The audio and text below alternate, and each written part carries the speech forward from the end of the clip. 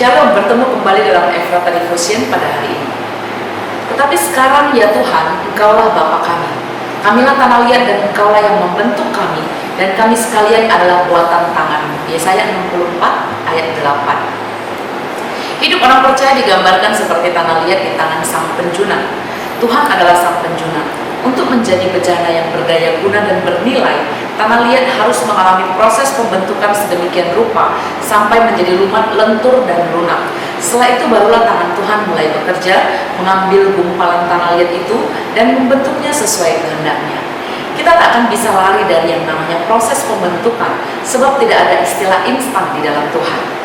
Memang tidak nyaman ketika kita harus menghadapi orang yang berbeda prinsip dan cara, yang sulit komunikasi, tidak sudi mendengar dan menerima masukan. Kita bahkan bisa jadi konflik dengan dia atau jadi benci dan dendam.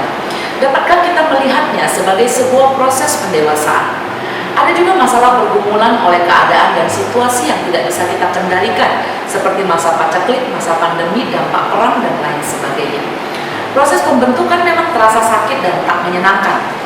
Jika kita tidak mengerti konsep pembentukan Tuhan, kita bisa saja menyerah atau yang mungkin sering terjadi, meninggalkan luka dan kepahitan.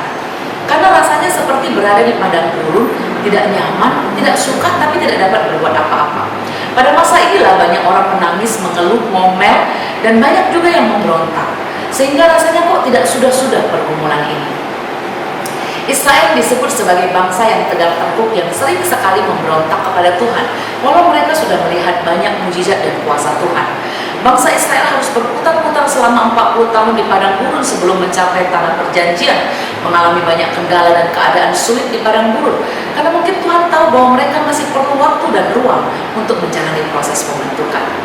Selama kita masih saja memberontak dan hidup menyimpang dari jalan kebenarannya, pergumulan dan ketidaknyamanan akan terasa semakin berat dan terasa tak berpengharapan. Celakalah orang yang berbantah dengan pembentuknya. Dia tidak lain dari beling periuk saja. Adakah tanah liat berkata kepada pembentuknya, apakah yang kau buat? Atau yang telah dibuatnya, engkau tidak punya tangan. Yesaya 45 ayat 9. Pada fase pembentukan ini, milikilah penyerahan diri kepada Tuhan. Sadari dan percayalah bahwa Tuhan tahu yang terbaik untuk kita. Kalau kita berontak lagi, maka kita akan diproses ulang. Apabila bejana yang sedang dibuatnya dari tanah liat di tangannya itu rusak, maka tukang periuk itu mengerjakannya kembali menjadi bejana lain menurut apa yang baik pada pemandangannya. Yeremia 18 ayat 4. Kita perlu untuk belajar mempercayai dan menaati penjunan kita agar kita jangan dilumatkan lagi untuk dikerjakan kembali. Jika saat ini mungkin kita sedang dalam proses pembentukan, taatilah firman dan berubahlah sesuai firman. Seperti Yesus menaati Bapa sampai mati di kayu salib, kita juga mau taat kepadanya agar kita didapati makin dikenal Tuhan dan apa yang kita lakukan jadi berkat bagi sekitar kita dan memuliakan Tuhan. Selamat menikmati proses pembentukan. Mari kita berdoa. Tuhan, terima kasih, kami yang lemah, kami yang terbatas, tapi Tuhan mau membentuk dan memproses kami. Tuhan mau ambil waktu dan perhatian untuk buat kami, untuk mengulangi mengerjakan kami, supaya kami lebih berkenan kepada Tuhan. Ajari kami ya Bapa untuk mengenal kehendak-Mu.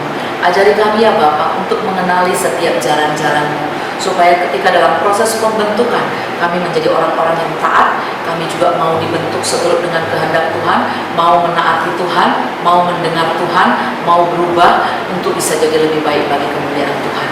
Tuhan, kiranya kehidupan kami, Engkau makin berkenan bagi kami, Engkau makin berkenan kepada kami, Engkau pakai kami lebih lagi, Engkau bentuk kami lebih lagi, beri kami roh yang taat kepada-Mu. Terima kasih Bapa, terpujilah nama Tuhan, dalam nama Yesus kami berdoa. Amin.